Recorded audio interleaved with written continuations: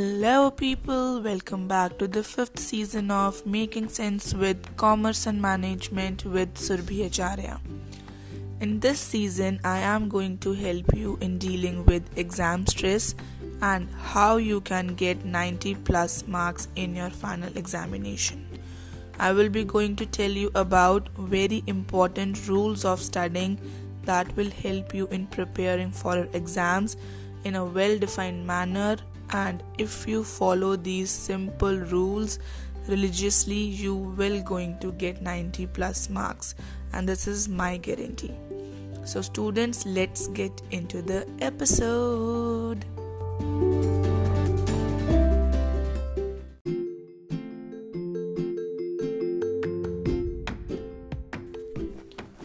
Hello students, आज के इस एपिसोड में हम बात करेंगे that how you can get 90 plus marks in your examination.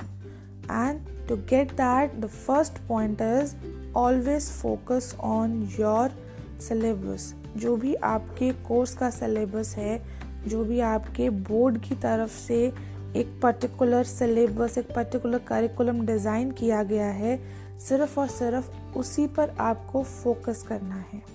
So the question is why? Because जो भी आपका कोर्स डिज़ाइन किया गया है, that includes all the information that will help you to get success, that will help you to get enough knowledge for that particular subject.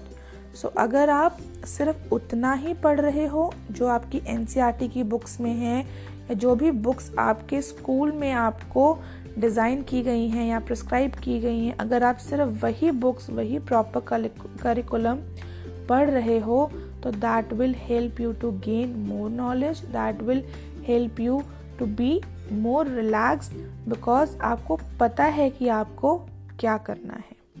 ठीक है, जब भी कोई भी सिलेबस डिज़ाइन किया जाता है, उसके टॉपिक्स, उसके कॉन्सेप्ट्स हमेशा वो सारी चीज़ें कवर करते हैं जो उस टाइम पे उस एग्ज़ाम के लिए प्लस उस पर्टिकुलर कोर्स के लिए रिक्वायर्ड है. ठीक है, then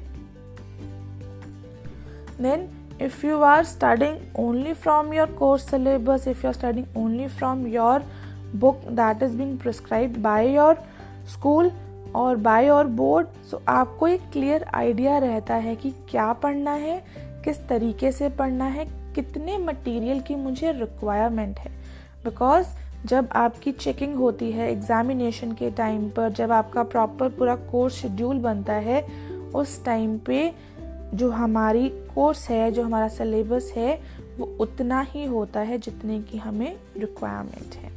then when you are practising everything in that book, when you are practicing everything that is being designed particularly for you, you become expert in that. ठीक है, अगर आप बहुत सारी बुक्स कंसल्ट करोगे, अगर आप बहुत सारी जगहों से इंफॉर्मेशन कलेक्ट करोगे, even you become confused because you don't know what is right or what is wrong according to that particular subject or that particular question. So what are the benefits of course selection, or what are the benefits of particularly focusing on your syllabus? So we are going to talk about this.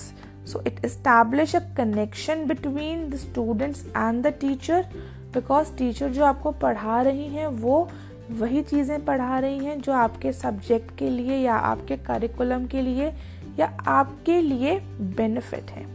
तो अगर आप वही पढ़ रहे हो जो आपके NCERT में लिखा हुआ है, या जो भी आपके स्कूल से प्रिस्क्राइब बुक है उसमें लिखा हुआ है, तो it will be easy for you to understand the concepts in a better manner. ठीक है, देन हर कोर्स का, हर करिकुलम का एक अपना ऑब्जेक्टिव, एक अपना गोल होता है to make student understand the concept in a right manner. So if you're going to Google something, if you're going to get information from any other sources, any other books, any other sample papers, so जो basic concept है, जो basic फंडा है to teach you, to make you understand the concept, वो lost हो जाएगा. And ultimately जो आपको एग्ज़ाम आना है, जो भी आपको पेपर्स होने हैं, जो चेकिंग होनी है, या जो भी आपका करिकुलम डिज़ाइन होना है, वो आपका पर्टिकुलरली सिर्फ उसी सेक्शन ऑफ बुक से, उसी पर्टिकुलरली सिलेबस के अकॉर्डिंगली ही होना है. सो अगर आप बाहर से पढ़ के जा रहे हो, अगर आप एक्स्ट्रा इंफॉर्मेशन या अगर आप कहीं से एक्स्ट्रा हेल्प लेकर कुछ पढ़ रहे हो, तो at the end that will going to harm you in the sense that, क्योंकि जो कॉन्सेप्ट आपके लिए डिज़ाइन किया गया है या जो कॉन्सेप्ट आपके लिए सिलेबस में रखा गया है, वो सबसे ज़्यादा ज़रूरी है. And if you go and check, तो जितने भी टॉपर्स हैं, everybody and everyone just said this thing कि हमने सिर्फ और सिर्फ NCERT बुक्स पढ़ी हैं. NCERT बुक्स में इतना मटेरियल है कि अगर आप प्रॉपरली थॉरली अच्छे तरीके से विद प्रॉपर कॉन्सेप्ट क्लियर करके अगर आप सिर्फ वही पढ़ रहे हो, you need not to study anything apart from that. ठीक है. Then how does course syllabus help students to learn effectively. उस एक बुक में, उस एक चैप्टर में या उस एक पेज में वो सारी इंफॉर्मेशन होती है जो उस टाइम पे आपको रिक्वायर्ड होती है. ठीक है. There are many misleading knowledge also available on like other platforms. So if you Google it, आपको वहाँ पे बहुत सारे ऑप्शंस मिलते हैं. So even you don't know what is right or what is wrong. So instead, like in the race of studying more, in the race of getting more number than other people, you might get low numbers because you don't know what is right or wrong. कहीं से पढ़ना, concept clear करना is better thing.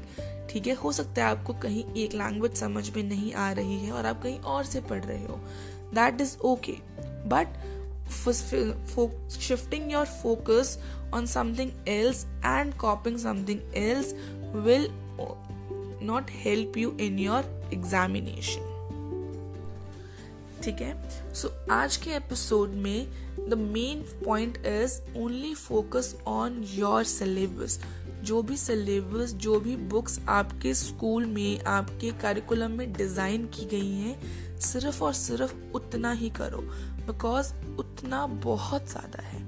अगर आप thoroughly अपनी पूरी NCERT की book पढ़ लेते हो, जितना मटेरियल उसमें गिवन है, अगर ईच बाय वर्ड आप उसको प्रॉपरली पूरा पढ़ लेते हो, nobody can stop you from getting 90+ marks in your examination. And I can guarantee that because I have done that. I have seen people that are doing these things. Just focus on your syllabus. That is the most important thing if you want to get 90+ marks.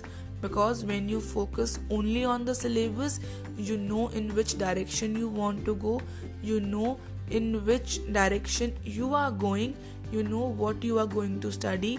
Concepts will be more easier for you, concepts will be more understandable for you, and you will going to achieve more marks if you are only and only focusing on the syllabus that is prescribed by your board. So आज के episode में सिर्फ इतना ही था. I will be meeting you tomorrow with new learning. Till then, take care. Bye bye.